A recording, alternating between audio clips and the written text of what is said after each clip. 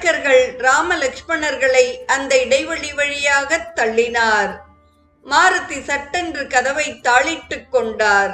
குழந்தைகளே, இன்னும் சிறிது பொறுத்து வாருங்கள், என் தரிசனம் கிடைக்கும் என்றார். அவர்கள் கோவிலை விட்டு வெளியேறியதும் மாருதி ராம லக்ஷ்மணர்களுடைய பாதங்களில் விழுந்து வணங்கி, பிரபோ, இதென்ன விளையாட்டு? உங்களை பார்ப்பதற்குள் நான் தவித்து விட்டேன் என்று கண்ணீர் விட்டார். ஆஞ்சநேயா, எல்லாம் உன் நன்மைக்குத்தான் என்று ராமன் அவரை பார்த்து புன்னகை செய்தார். பின்னர் மாருதி கதவுகளை திறந்து கொண்டு ராமனையும் லக்ஷ்மணனையும் தோள்களிலே தாங்கிக் கொண்டு கோவிலை விட்டு வெளிப்பட்டார்.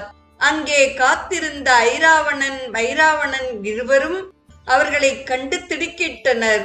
தாங்கள் ஏமாற்றப்பட்டு விட்டோம் என்பதை அவர்கள் உடனே உணர்ந்து கொண்டனர்.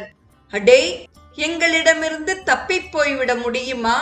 பார்க்கலாம் என்று கத்திக்கொண்டே வாளை உருவிக்கொண்டு பாய்ந்தனர்.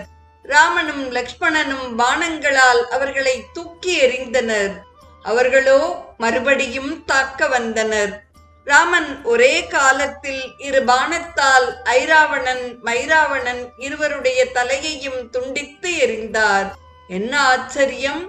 துண்டிக்கப்பட்ட தலைகள் மீண்டும் அவற்றின் உடல்களோடு சேர்ந்து கொண்டன. பிரபோ என்று அழைத்த மாருதி ராமனையும் லக்ஷ்மணனையும் கீழே இறக்கிவிட்டார்.